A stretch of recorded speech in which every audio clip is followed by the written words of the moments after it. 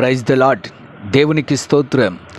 క్రీస్తునందు ప్రియ సహోదరి సహోదరులారా, మన ప్రభువును రక్షకుడునైన యేసుక్రీస్తు నామములో మీకు వందనములు తెలియజేయుచున్నాం.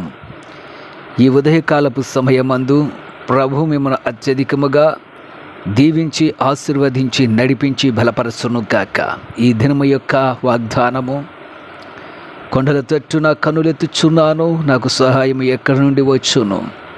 యెహోవా వలననే నాకు సహాయము కలుగును. కీర్తనల గ్రంథము 121వ అధ్యాయము 1-2 చరణములు. క్రీస్తునందు ప్రియ సహోదరి సహోదరులారా, మీ జీవితములలో సహాయము చేయువాడు ఆయనే. సహాయము అనగా హెల్ప్. చాలామంది అంటారు, నాకు హెల్ప్ చేయడానికి కానీ లేక నాకు సహాయకులుగా ఉండడానికి ఎవరునూ లేరు, నేను ఒంటరి జీవితం జీవిస్తున్నాను, నేను ఒంటరిగా ఉన్నాను, నాకు అనేక మంది ఉన్నప్పటికీ నాకు సహాయం చేసేవారు లేరు, నాకు అనేకమైనటువంటి బంధు బలగం ఉన్నప్పటికీ, అనేక ఆస్తులు ఉన్నప్పటికీ నాకు సహాయం చేయవారు లేరు అని చాలామంది బాధపడుతూ ఉంటారు. సహాయము అనేది చాలా ఇంపార్టెంట్. ఈ సహాయము చేయువారు ఈరోజు అవసరముగా ఉన్నది. మనుషుల యొక్క జీవితంలో సహాయము చాలా ఇంపార్టెంట్. కాబట్టి సహాయమును ఎవరైతే కోరుకుంటున్నారో వారి జీవితాల్లో దేవుడు సహాయము చేయడానికి ఇష్టపడుతున్నాడు. మనుషుల యొక్క సహాయం వేరు, అది తాత్కాలికంగా కొంతకాలము మాత్రమే ఉంటుంది. దేవుని యొక్క సహాయము శాశ్వతమైనటువంటి సహాయం. ఆయన నీకు ఎప్పుడు సహాయం చేస్తూనే ఉంటాడు. యెహోవా వలననే నాకు సహాయము కలుగునని దావీదు మహారాజు యొక్క అనుభవము చాలా గొప్పది. ప్రియ సహోదరి సహోదరులారా, మీ జీవితంలో శోధన, బాధ, ఇబ్బంది, ఇరుకు, కష్టము, నష్టాలు ఇవన్నీ ఎదురైనప్పుడు మీరు మనుషుల సహాయము కాదు, మొట్టమొదటిగా దేవుని యొక్క సహాయాన్ని కోరుకొనండి. ఆపత్కాలమున ఆయన నమ్ముకొనదగిన సహాయకుడని కీర్తనల గ్రంథం 46వ అధ్యాయం 1వ వచనములో దావీదు ఆయనని కీర్తిస్తున్నాడు. ఆపద వచ్చిందా, ఆయన్ని నమ్ముకో, ఆయన మీద ఆధారపడు, ఆయన నీకు సహాయకుడిగా ఉంటున్నాడు. అంతేకాకుండా ఆయన స్వయముగా ఇశ్రాయేలు ప్రజలతో చెప్పుచూ ఉన్నాడు, నేను నీకు సహాయము చేసేదను. యెషయా గ్రంథము 41వ అధ్యాయము 13వ వచనం.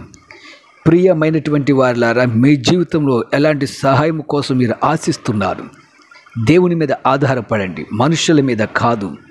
ఇంకా వాక్యం ఈ విధంగా తెలియజేస్తుంది, ప్రభువు నాకు సహాయుడు, నేను భయపడను.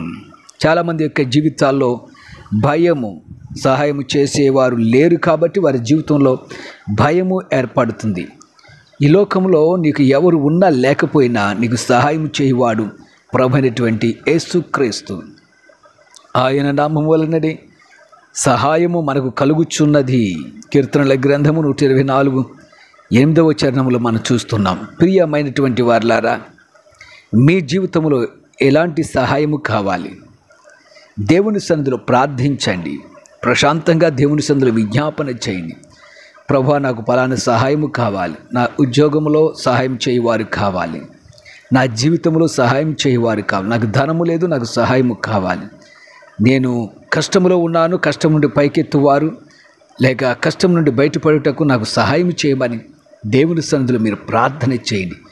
మీరు ఎటువంటి ఆపదలలో ఉన్నా ఆయన సహాయం చేయడానికి నమ్మతగిన వాడు. మనుషులు నమ్మకం ఉండదు. మనుషులు సహాయం చేస్తానంటారు, హెల్ప్ చేస్తానంటారు, జీవితంలో ఏవో చేస్తానని కోరికలు చేస్తూ ఉంటారు, కానీ అవన్నీ కూడా నమ్మతగినవి కాదు. దేవుడే నీకు సహాయకుడిగా ఉన్నాడు. ఆయన మీద ఆధారపడి ప్రార్థన చేయి, విజ్ఞాపన చేయి. ఈ దినము నీకు ఎటువంటి సహాయము కావాలో దేవుణ్ణి అడిగి ప్రార్థించండి. ఆయన తప్పక నీకు సహాయం చేస్తాడు. అట్టి ధన్యత ఈ ఉదయకాల సమయమందు దేవుడు మీకు అనుగ్రహించును గాక. ఆమెన్. ప్రార్థన చేద్దాం. ప్రియ పరమ తండ్రి, జీవాధిపతి, సహాయకుడా, మహోన్నతుడా, కృపగల దేవానికి స్తోత్రములు.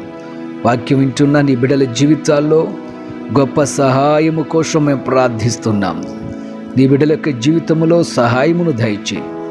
ఆపత్కాలమందు గొప్ప సహాయం నీ బిడ్డలకు అనుగ్రహించండి. ప్రభువా, నీ బిడ్డలతో మీరుండండి.